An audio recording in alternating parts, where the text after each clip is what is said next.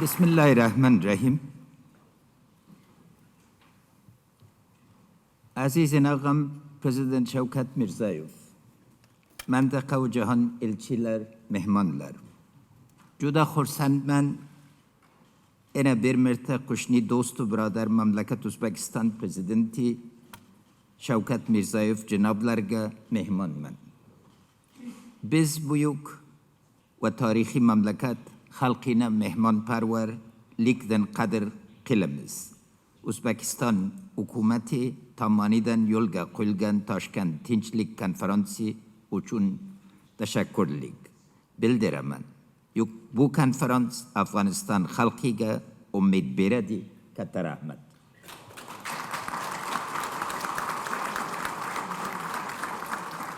Your Excellency President Mirziyoyev, Madam Ghani, distinguished foreign ministers, distinguished heads of delegations, ladies and gentlemen, I welcome you all. I'm grateful to President Mirziyoyev for graciously co-hosting this conference here in Tashkent. I've immensely enjoyed my trips to Uzbekistan during my time in office in working with you, Mr. President, to further connect our two countries for mutual benefit has been greatly rewarding. I thank you for turning the Kabul process into the central forum of cooperation and coordination and for your incisive analysis and constructive remarks this morning. I would like to express our sympathies to the Russian people and Foreign Minister Lavrov for the tragic loss of life. And I would like to start with a moment of silent reflection in honor of those Afghan civilians and international partners who've been killed in terror attacks.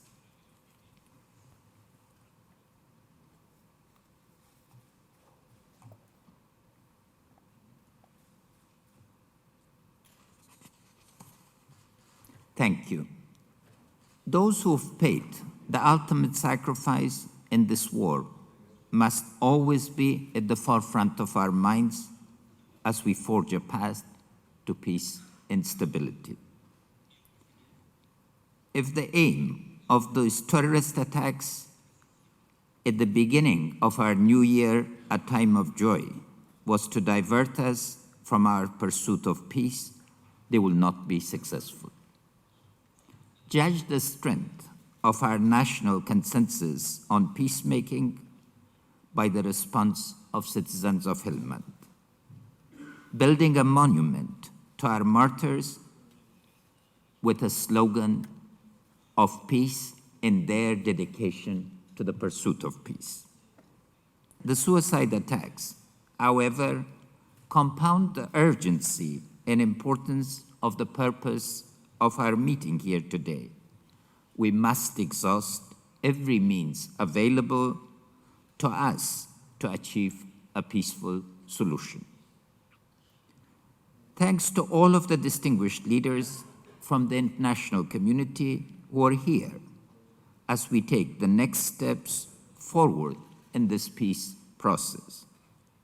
Your leadership and your commitment is absolutely essential to achieving shared solutions to our shared problems.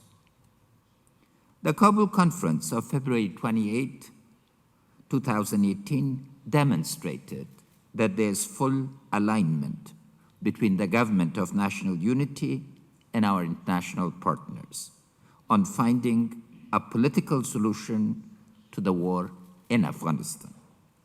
We thank our partners, particularly the United States and ISAF and Resolute mission contributors, for their sacrifice in blood and treasure and for their support for our comprehensive peace offer to the Taliban.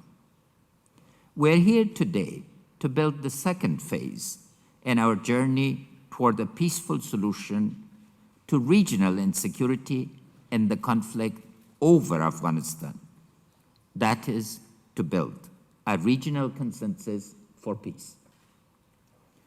While the shared threat of terrorism unites us, so do the shared opportunities availed through regional cooperation and connectivity. Today I will speak to both our economic and political futures are mutually reinforcing components of sustainable peace, security, stability, and prosperity in our region. Let me dwell on connectivity. This region, Asia, or more accurately, Eurasia, is experiencing one of those rare open moments of history. We have a chance to change the course of history in our favor. These moments are rare because oftentimes when they have occurred, leaders have overlooked their significance and haven't utilized the opportunity. What makes this moment particularly poignant is that one can visibly see the emergence of an Asian continental economy. Asia historically has been a sphere of connectivity, but more a concept than an integrated economy. Today, it has the opportunity to become a continental economy. It is in our ability to make it so. Other than ocean-oriented trade passages, Asia presents the greatest opportunity for inland trading connectivity. I call this the gift of geography. Central Asia, including Afghanistan, and we are very proud now to be an inherent part of Central Asia, thanks to your efforts and other leaders of Central Asia, is the shortest inland way to get through and from anywhere east, north, south, and west in Asia. Equally important, for millennia, Afghanistan formed the gateway to the Indian subcontinent. The global energy situation of today's world enhances the importance of this historical gift of geography. Central Asia is rich in the energy supply, which South Asia is in need of, and Afghanistan is the bridge which connects these two areas. In the words of Pakistan's poet Allama Iqbal, Asia is a body of water and earth of which the Afghan nation forms the heart. Placed at the heart of Asia, Afghanistan naturally has the potential to be a connector, a realizing factor that allows our region to either grasp this moment of opportunity or become a burned bridge. Further dividing these two spheres of South and Central Asia, with 71% of our population being under 30, we, the Afghan people and government, are determined to secure our future through cooperation. We are dedicated to overcoming the past and ask all our regional partners and neighbors to join us in a mutual quest for security and prosperity. We have to make a choice today as to the direction to lead the region.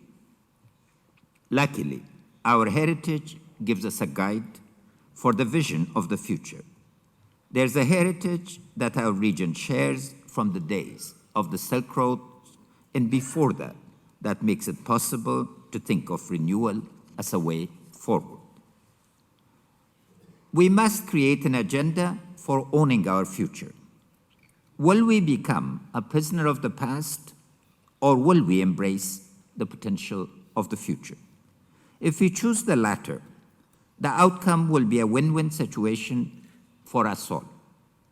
But in order for us to get there, we need vision, leadership, and management, something that President Mirziyoyev has just offered. The vision is one where national interest can be accommodated for mutual benefit, where we create a set of regional rules for connectivity and collaboration, and where national, global, and regional goals can be aligned. I'm confident that leaders here in the room share this vision and are playing a role every day in realizing it. The task at hand is to manage the shared vision to fruition. In Afghanistan, the vision is swiftly becoming reality. Afghans can literally see it happening. Last month, we celebrated the construction of the Tapi pipeline as a developmental corridor commencing at our border in Herat province. New air corridors and railways have opened connecting Afghanistan with the region. The Chabahar port was inaugurated earlier this year, the CASA 1000 energy project underway. Last night, we made significant progress with President Mirziyoyev on transmission lines, railways, and other programs of connectivity. It has been one of our national priorities over the past few years to realize this vision for the economic vitality of not only Afghanistan, but the region. We're proving that regional connectivity and cooperation is not a theory or myth, but a reality that translates into immense mutual benefit. But again, this has happened because of the joint realization that a stable Afghanistan is the platform for regional and global prosperity. In regional energy and transport connectivity is just the beginning. For development of our immense natural capital will further enhance and expand cooperation. Our tragedy is that we are one of the richest countries in natural capital, inhabited by one of the poorest people on earth. This is not fair, it's not just, it's not tolerable. These are the prospects for the future, but the constraint and realities of the present must be addressed if we are to get there. Threats. The imminent realities of the present are the threats we face as a region and indeed as an international community. The threat facing the international community today are from transnational terrorist networks and transnational criminal organizations. Both are deeply interconnected, do not respect borders, and are global in reach and influence. The global criminal economy alone is now estimated at close to $2.8 trillion a year. The UN's global counterterrorism strategy, as well as the UN Convention against transnational organized crimes, defines these networks as being interrelated and complex. I believe there are 4 layers of complexity at hand. The first layer is the response of states to these threats.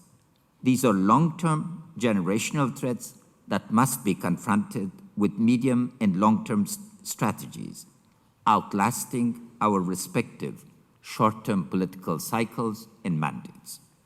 The second layer of complexity is the inherent interconnectivity between transnational terrorist networks and transnational criminal organizations. No terrorist organization in history has been as well-financed as the current terrorist networks. Drug smuggling, human trafficking, and general mafia criminality are lucrative activities which provide funding for terrorist agendas, thus forcing these networks to link themselves to one another for financial sustenance. We will not make peace until we address these dependencies and linkages between these 2 threats on a global scale. International and regional cooperation regarding this driver of conflict is unfortunately not yet fully in place. The third layer of complexity derives from ambiguity and the attitude of states towards these networks and organizations, ranging from tolerance to use as instruments of policy. Given the demonstrated benefits of connectivity, forging consensus on a regional strategy against the combined threats of terrorism and criminality will enhance the security of our interconnected world. The 4th layer of complexity is a local enabling environment. Without a local base that can connect the 3 elements I just mentioned, transnational terrorist and criminal networks will not be able to create hubs. This 4th layer in the Afghan context is manifest in the Taliban, who provide the platform for the operation of the transnational terrorist networks and transnational criminal organizations. We are the front line in the global fight against terrorism and the first line of defense of regional and global security. Because there's been a lot of rumors regarding the extent of Daesh and other activities, let me just bring some facts to your attention. The total number of Daesh Khorasan, or ISIS-K, is fewer than 2,000. We've been relentlessly carrying operations with our international partners across the board.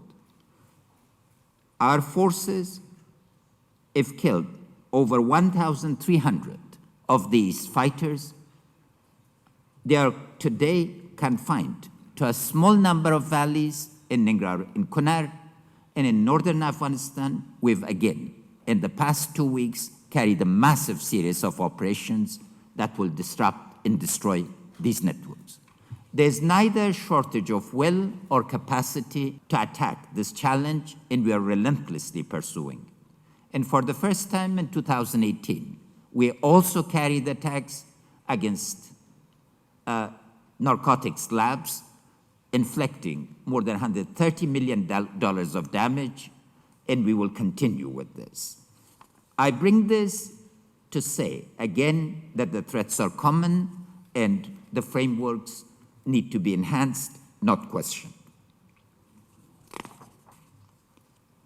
Afghans are contributing life and limb to contain the threat of global terrorism.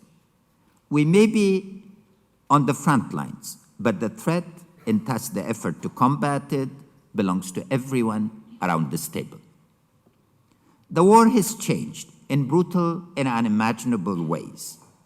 Historical rules of war are completely ignored by the enemy if they brazenly and strategically are targeting civilians. Women and children are among the victims. The enemy is waging a war against our hospitals, our schools, our public squares, indeed, against our public life. The threats are immense, but so is our collective interest and will to overcome it. We live in a historical moment when there's a monumental contest over the location of our country as a platform for global terror and criminality, or a platform for regional and global connectivity and cooperation. And as President Mirziyoyev argued, we need to opt for a platform of connectivity and cooperation. We're here today to come together in the face of these threats in pursuit of the latter. In order to effectively confront these threats, it is essential that we take away the platform inside Afghanistan that the Taliban provides to transnational terrorist and criminal networks. Inclusion of Taliban through a political process in the fabric of society and polity will enable national, international, and regional energies to focus on the threats of terror and criminality. To ensure our collective security and prosperity, I suggest the following principles for your consideration. First, please extend the practice adopted by some countries of treating Afghanistan as an area of cooperation while agreeing to disagree on other issues between major powers into a general principle of regional cooperation. Cooperative advantage will outweigh competitive advantage. Second, support the intra-Afghan peace process through an influence and power to persuade Taliban and their supporters to join the peace process. Third, enhance mechanisms of regional cooperation against transnational terrorist networks and transnational criminal organizations through assigning priority to state-to-state relations. Fourth, launch a process for creating a framework of cooperation for investing in sustaining large-scale programs and projects of regional connectivity. 5, engage with Afghanistan on issues that will be critical to building sustainable peace, such as reintegration of ex-combatants and refugees, inclusive and sustained growth, culture and education, cooperation, and a range of other issues. Peace and free, fair, and inclusive elections for parliament and district councils in 2018 and presidential elections in 2019 are our political priorities. Let ballots replace bullets as the central mechanism of determining our direction and destiny. We've had empathy, sympathy, thoughts, and prayers, for which we are truly grateful. We will not have the solutions, however, until we have cooperation. I implore you to stand with the Afghan people, the United States, and those who have committed to peace, to join with us in committing to a regional consensus to combat terrorism and earnestly pursue peace. Cooperation is a trust-building exercise requiring transparency. Political and economic trust exists when not only the leadership of countries, but also the citizens can trust that power channeled through a regional connectivity project will actually turn on when they flip their electrical switch or turn on their gas. Trust comes after the regional connectivity projects deliver what we promised each other and our people. They will deliver. This is not only how we gain social trust and political capital with one another, but also, more importantly, with our respective citizens. To achieve cooperation and trust, we must remove the antagonistic and confrontational politics out of the equation. We must put ourselves to the test of leadership to make the extraordinary become ordinary. On our watch, today it's a vision. Tomorrow it has to become a daily reality. This means a very serious examination of roles, regulations, and policies to ensure we don't act on impulse and anger, but rather coherently and deliberately. Political leadership in such moments is essential to opening this opportunity. And at this moment, in time in our region, the socioeconomic security of our citizens is directly linked to their physical security. If we act together to build a regional consensus to combat terrorism, achieve peace, and realize regional connectivity and cooperation, then we will be able to contain the threat to not only our people, but our political systems. And in the process, we will be doing something greater, creating an integrated Asian economy, which could be a massive area for global stability and prosperity. It is with this end goal in focus that the Kabul process has been launched to successively move from problems to solutions. We must grasp the opportunity. I want to thank you once again, President Mirziyoyev, for your leadership. Foreign Minister of Uzbekistan has been a steadfast steward with our colleagues, and I would like to thank all of you around the table for your leadership, participation, vision, and commitment. Thank you.